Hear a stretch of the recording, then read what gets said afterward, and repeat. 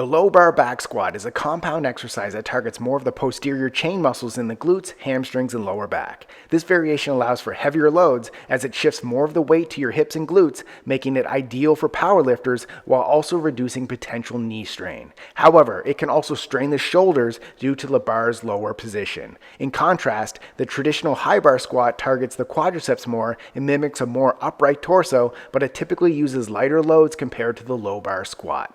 Here's how to do it correctly. Position the barbell on a squat rack at about chest height.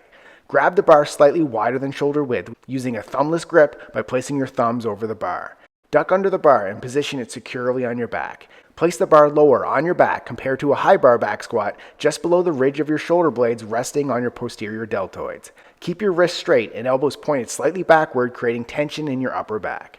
Stand with your feet shoulder width apart or slightly wider. Tighten your core and upper back to stabilize the bar with your chest remaining upright with a neutral spine.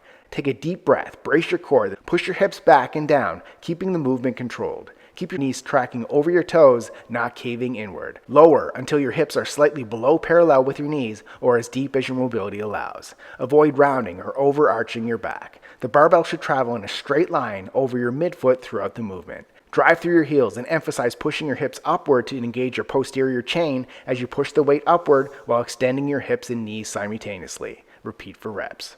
Subscribe to get a new exercise video demo every day.